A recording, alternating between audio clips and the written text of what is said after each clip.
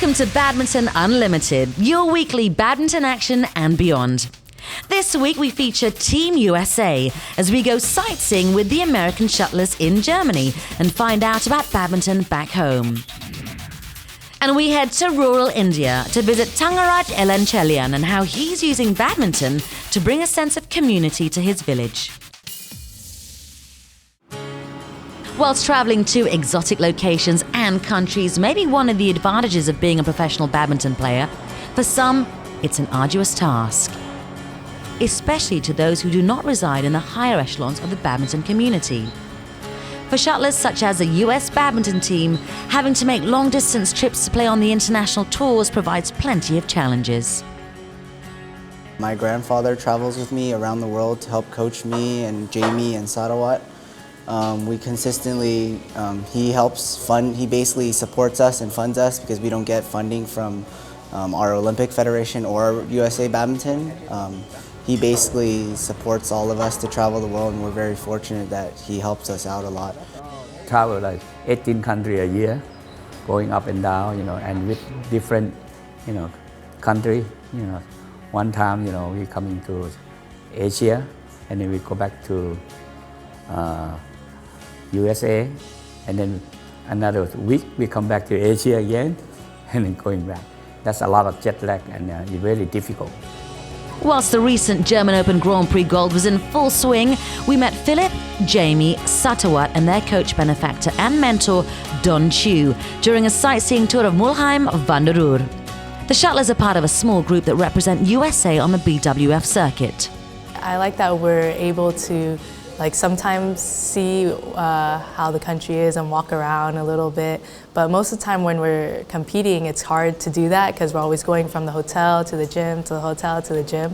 But when we have a few days to kind of sightsee, I really enjoy that. Despite some notable successes and attempts to raise its profile, badminton in the USA is still in its infancy in terms of popularity. For players, having a chance to compete at an overseas international tournament provides much-needed quality competition. It's harder to kind of increase your level when you don't have the world-class level available to you in the US to spar with and train with. So sometimes our tournaments are kind of like part of our training too. The only way that badminton can become really popular in the US is to win a medal.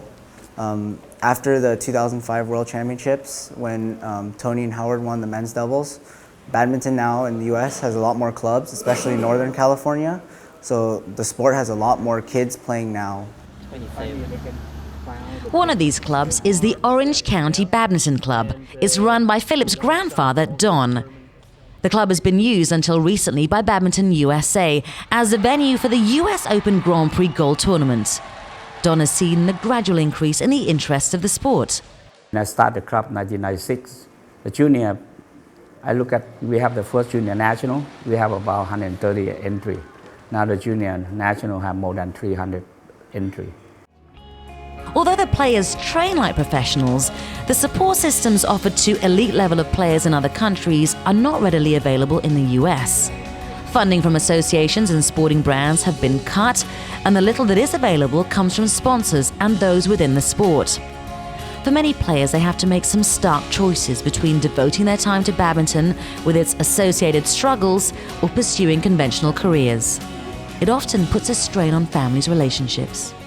My dad really support me on the badminton, but my mom not really. She just want me to study and then get the graduate. So I just graduate high school. So she not really like it. And then my dad he doesn't care much about study. He just want me to mainly play badminton first, and then let's see how far I can go. And then if I can't, just get back to school and then study again. In the US, it's not very popular or lucrative, right? So they usually want me to just go through school and get a real job per se instead of play badminton. So it's kind of a tug of war, do you play, do you not play kind of thing. Having now made their choices, these players are fully focused on trying to compete with the rest of the world. But having to travel vast distances means they have to be very specific about how to prepare. For the week before I training, I make it lighter, more like condition training, and then more like play game. So like that I can get used to the burst more than usually, and then get ready for the tournament. The last week before we leave, it's light, fix some technique problems maybe, and just keep your body like heart rate up on certain days so you don't drop, but you don't want to go too hard either, that you're tired when you travel. There are some extra preparations that those traveling beyond their borders have to include. We noticed that overseas the birds are usually different, even though we train with Yonex birds. Even the Yonex birds here in Germany are completely different. They're lighter than the birds that we use, so we try to create a tournament feel in practice to be prepared for our competitions. If we stay in the Pan Am region, usually it's about the same, or like faster even. But when we go to Asia or here, Europe, it's usually slower and harder for us to control, maybe because we're just not used to it. Philip, Jamie and Satawat exited the tournament early. But for this new set of US shuttlers, their goals lie somewhere in the future. I try to build a young team, hopefully to qualify 2016. Like 2008, we will be able to send 5 players qualify Olympic. Winning is the ultimate glory for any professional athlete. But defining the goal is just as important. And for this USA team, winning comes in small steps.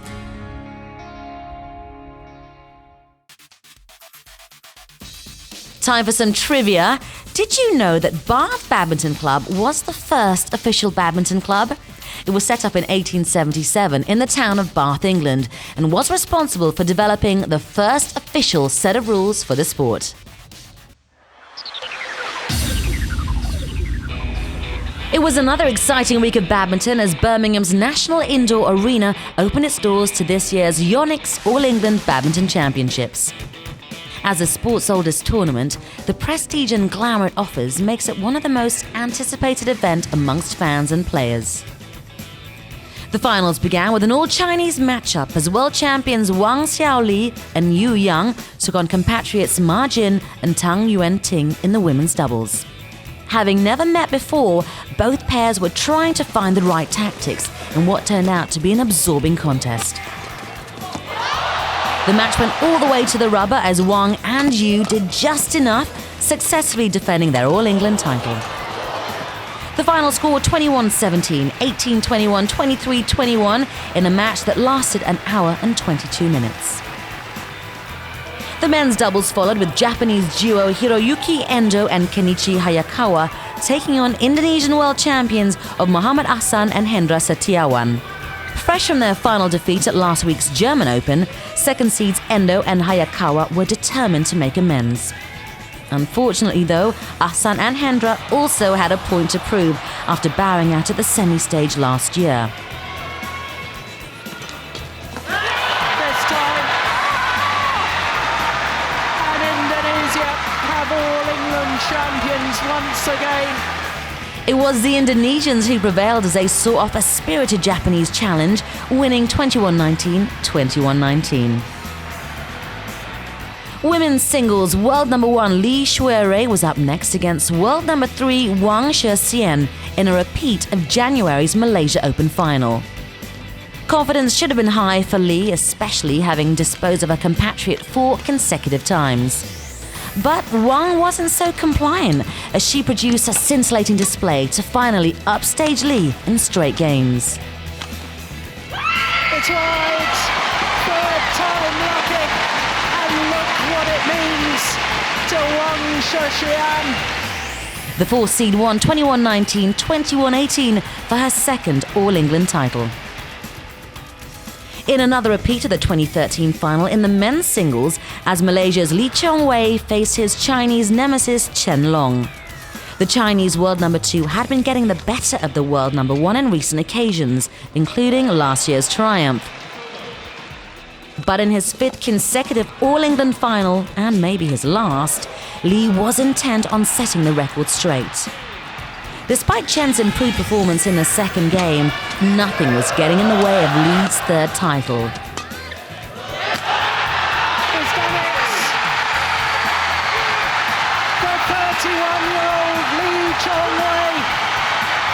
his third All-England title.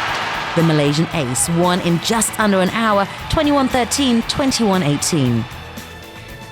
Gracing the final event for the day was the mixed doubles as Olympic champions Jiang Nan and Zhao Yunlei took to the court to face world champions Tontowi Ahmad and Liliana Natsir. It was to be for the defending champions as the Indonesian pair dominated the match to win 21-13, 21-17, concluding another captivating installment of the Super Series premiere event. Badminton Unlimited has seen its fair share of heartwarming stories from all over the world. The journey to be the best has always been littered with many challenges and obstacles, but hard work, perseverance and passion are usually enough to overcome the toughest hurdles.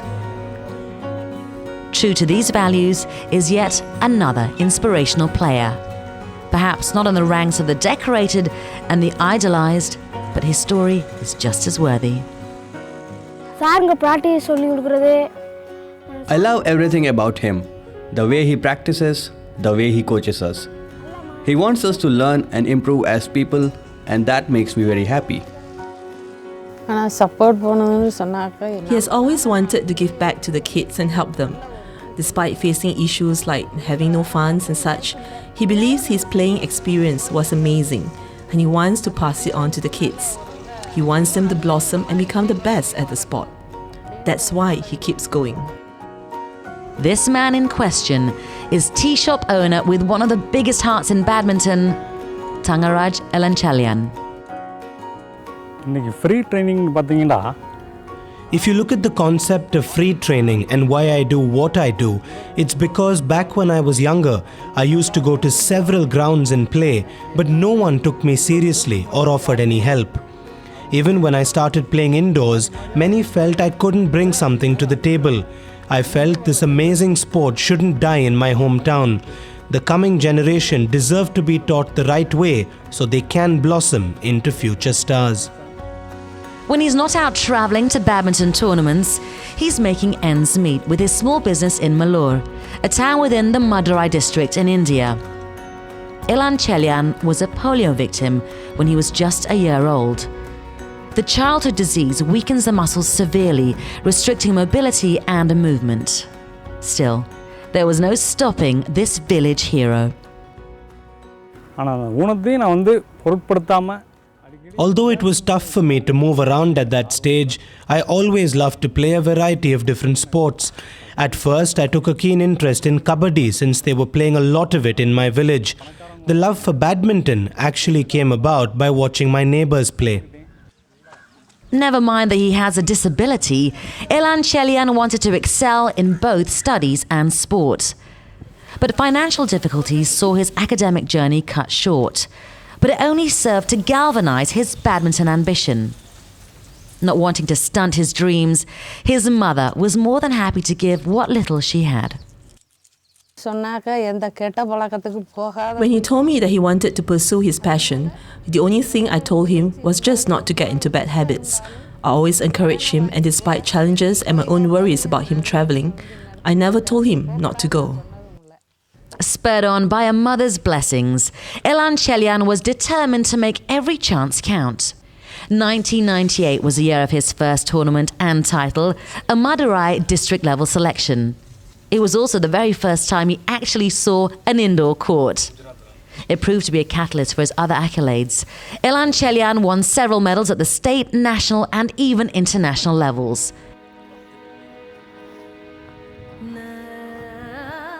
But even after such remarkable performances, recognition was hard to come by. Despite financial support from his coach and mother, there was lack of funds, ultimately hampering his progress.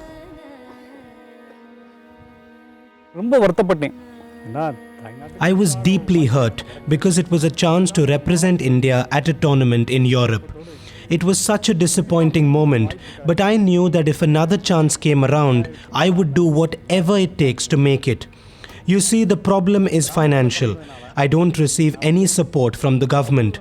I'm a village boy, and more often than not, only the city-level players get the sponsorships and benefits. Having collected 8 gold, 10 silver and 13 bronze medals, he is now happy to spread the sport to his village kids, including 2 with disabilities.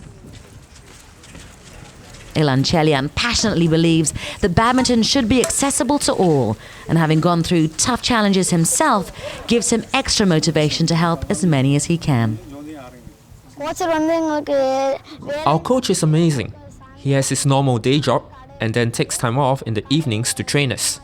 He closes his shop early when there's training and rushes to come and teach us. Come out, express yourself, and let the world see how good you are at this sport. I'm doing this to help people and do my country proud. Others should do the same. I want to tell these people not to sit at home and waste time. Get out, get fit, have fun, and do our country proud. Badminton may be his #1 love, but he remains grounded. While juggling his tea business and coaching, Ilan Chelian has never forgotten his duty to care for his aging mother. A tough feat, but as the only man in the house, he's happy to take on that role. No matter how far he travels to play, when he comes back, even when it's late at night, he will still head out to the shop and ensure that families can have their tea or coffee and snacks. He's an amazing human being, and hopefully something big will happen and we can live comfortably. The hope is always there. I keep telling him that good things will happen to good people like him. It will happen. We can only hope and pray for the best. A champion shuttler, a fatherly coach, and a mother's hope. Ilan Chelian is a true hero in the world of badminton and a symbol of faith for those trying to break down boundaries. This week's Players of the Week are Hendra Setiawan and Muhammad Hassan. The Indonesian pair came through a tough final to claim their first All England Championships. This is the first time in 10 years that the southeastern country has won the men's doubles title since 2003. This is the first win of the season for the current BWF World Champions, and they will be hoping to use this as a springboard for the rest of the year.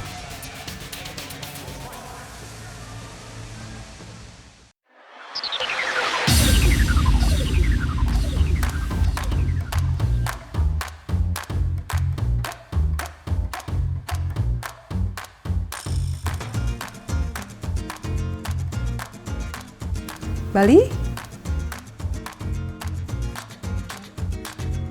Baso? Football?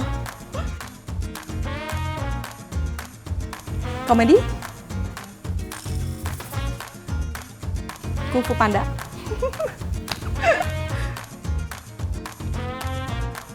Istora? Jakarta?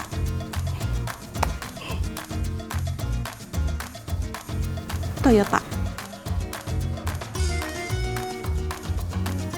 Racano? Before Lillingway? Tai Chi Master? Sleeping.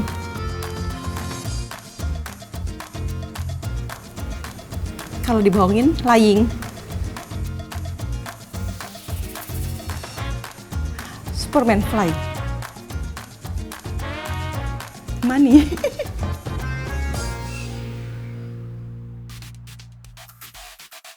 This week's rankings features the women's singles. Still in pole position is China shuttler Li Sherei. Moving up 1 spot is current world champion Ratchanok Intanon, closely followed by yet another China player, Wang Shexian. The 2 Koreans in the top 10 are in 5th and 6th, whilst Chinese Taipei Tai Tse Ying splits the India pair of Saina Nehwal and PV Sindhu. And rounding up the top 10 is the 2nd Thailand player Pontip Burana Prasasut. Remember, the BWF rankings are updated every Thursday, so log on to bwfbadminton.org for the latest information. Badminton is enjoyed throughout the globe, and as we know, it comes in many guises. And we at Badminton Unlimited are always on the lookout for different versions of the sport. We've taken you to Hanoi in Vietnam, where we uncover the sport of dacor, where the foot is used instead of racket to strike the shuttlecock across the net.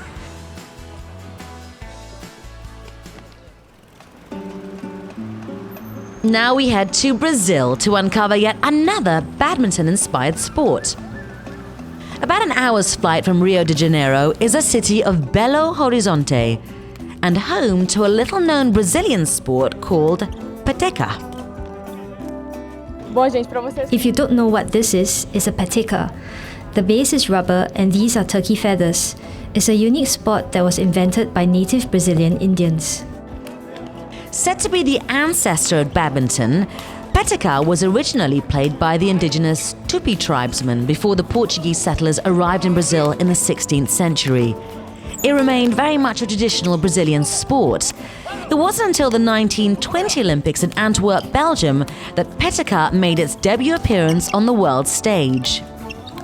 Using the shuttlecocks they brought with them, the Brazilian athletes used them as part of their Keep Fit regime.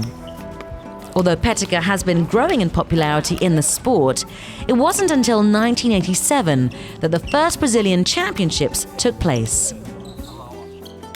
It's a beautiful game that demands a lot of imagination and creativity. You have to be competitive, but at the same time, you should be relaxed enough to perform the graceful moves that eventually drop the peteca on your opponent's sides of the court. The peteca, or Brazilian shuttlecock, is made up of a flat rubber base measuring 0.5 in diameter with 4 white feathers attached to the top of that base. Together, the peteca should be 0.2 meters in height with a standard weight of 42 grams. Played between 2 or 4 people, the objective of peteca is similar to badminton. But instead of using a racket, players use their hands to land the shuttlecock onto their opponent's side of the court. However, unlike badminton, a time limit of 30 seconds is given to the team to score before losing service. A match is played over 3 sets, and it's the first to 12 points, with official tournament matches limited to 20 minutes. Though competitions are held all across Brazil, peteca still remains very much a recreational sport. So the next time you're in Brazil without your badminton racket, why not try your hand at peteca?